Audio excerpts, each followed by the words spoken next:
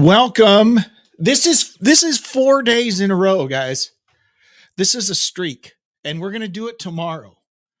So the daily update, actually daily for a whole week. I don't know what's gotten into me. But thank you for being here. I'm Jeremy, and let's just hop right to the news. Alex Van Halen, we've been talking about Alex. I'm out of breath. I just ran down the stairs. Sorry.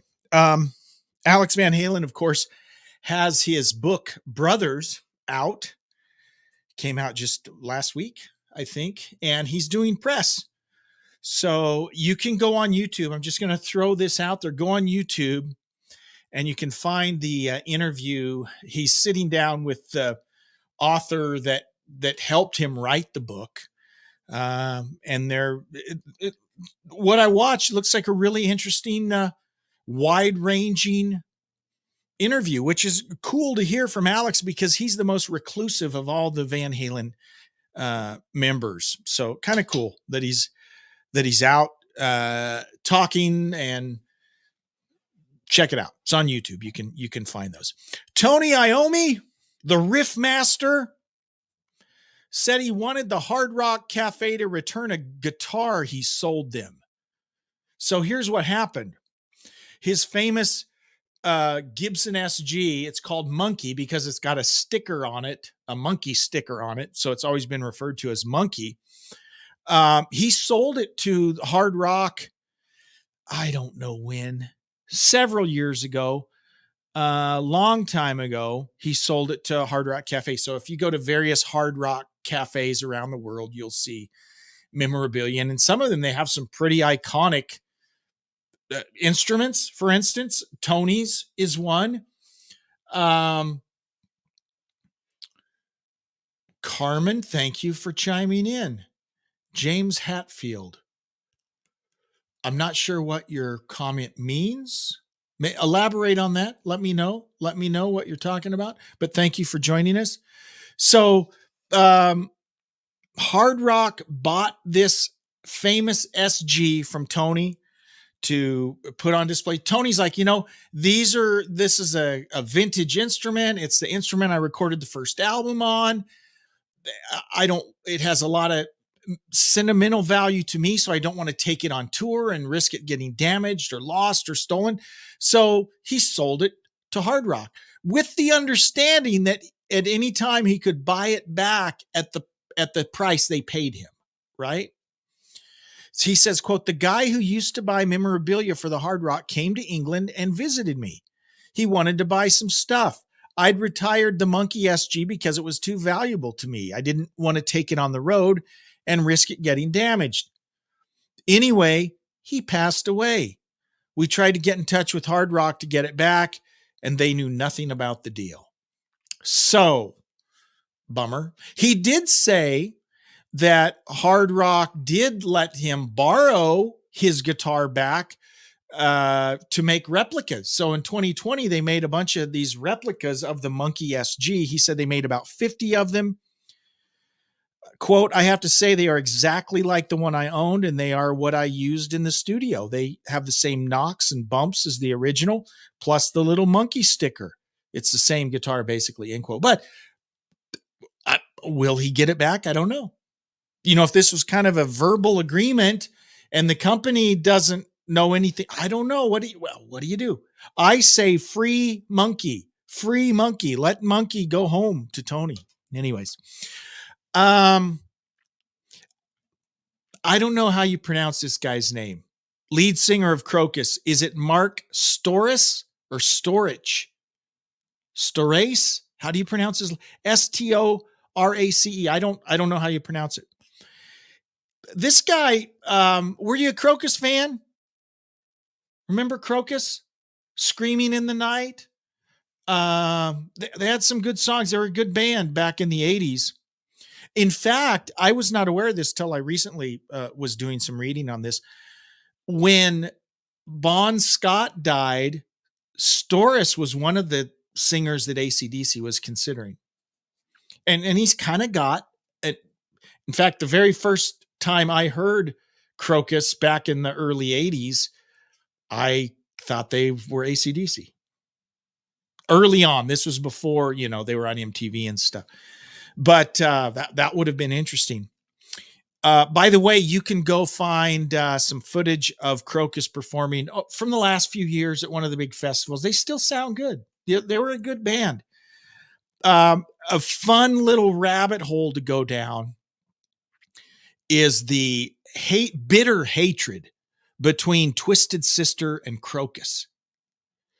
Dee Snider always refers to Crocus as Krampus. So, I'm not choosing sides.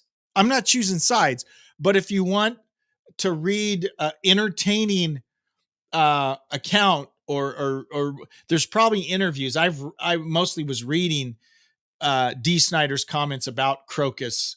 You could probably find videos of him talking. It was just funny. So Krampus. So you might want to check that out.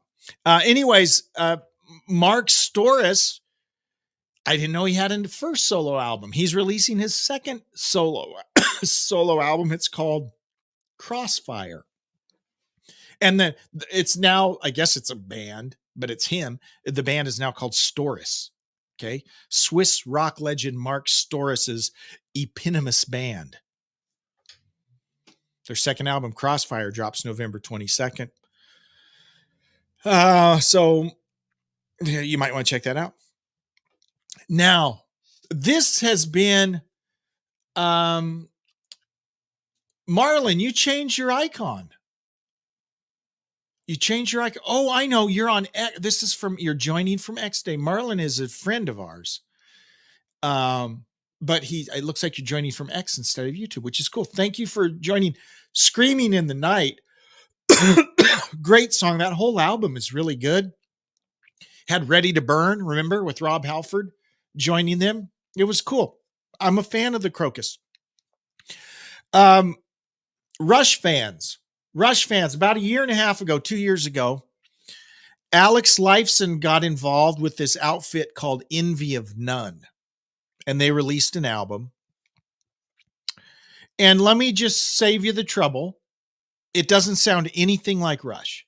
Okay, so if you're thinking, oh, cool, Alex Lifeson, I'm going to check it out. I'm not saying it's bad. I'm just saying it is nothing like Rush. You would have no idea that Alex Lifeson is playing on it other than, we're told Alex Lifeson's. I mean, you might really like it. Some Rush fans have liked it. Some are like, meh. So they've got a second album coming out. So you can check that out. Not Dead Yet is the latest offering from Envy of None. I said album. I think it's just a new song, actually. They've got a new release out. This is from Blabbermouth. As the band blends their dynamic soundscapes, Not Dead Yet unfolds as a layered journey driving forward with tight rhythms and Alex Lifeson's legendary guitar lines. But I haven't heard it yet, but if I listened to the whole Envy of None album that came out a year or two ago, and it's not bad, doesn't sound anything like Rush. So if you're going in thinking you're going to hear Rushian stuff, well, you might be disappointed. But they do have this new song out, Not Dead Yet. During an October 29th appearance on Trunk Nation with Eddie Trunk, Guns N' Roses bassist Duff McKagan confirmed that he and his bandmates have been working on fresh material. Quote, there's definitely a desire and a plan for new music. Yeah, for sure. So they haven't performed live since completing their North American tour in November of 2023, which is just a year. I mean, so, and that was at the Hell and Heaven Metal Fest in Mexico. Duff said, quote, you can go on a tour and you can have peaks and valleys on the tour, and we never do. It's always like every gig is super special. Even when we extended our tour, after touring for so much, extending it for another 4 weeks, that can destroy a band. I've seen it happen. That's too long. You went too long and everybody's starting to snap at each other and the crew and all that stuff. But it doesn't happen with our band and our crew, which, to be honest, Kind of surprises me. So we ended on this really highlight, which was Mexico City, this huge gig we did. And we played 2 nights at the Hollywood Bowl right before that. It was really special. We had the Black Keys opening at the Hollywood Bowl, a really cool, different sort of show. So I think we ended and we're like, oh man, let's not end. Let's get back to this soon. But I think for me, I know I had to rest. I had to rest my body. A lot of hours on stage, a lot of traveling. And I've got to listen to my body these days. I've got to listen. So I had to rest. I think we all need to rest. Slash, he'll go out and tour like 4 weeks later and do it all over again. I'm like, okay, dude, more power to you. I'm going to go to Hawaii. I'm going to Hawaii, man. End quote. But he says, hey, we're going to get together. We're going to do more. We're going to do more. So good news for GNR fans. Keep your eyeballs peeled. It'll be great. All right. That's the news headlines I have for us today. Again, let me make an invite for you to join the CGR Radio. Go to classicguitarrock.com, click on the CGR Radio button. And if you aren't listening to CGR Radio, give it a chance. You'll like it. The music is great. It's wonderful. So check it out. And I think you'll like it. And as always, shoot me an email. Let me know what you think. Shoot me an email, classicguitarrock@mail.com. And yes, we will do this again tomorrow. We'll be 5 for 5 for this week. And happy Halloween. Be safe if you're out with your kids or grandkids, whatever, trick-or-treating. Be safe. Have fun. We'll do it again tomorrow. Live long and prosper. Bye-bye. We'll see you.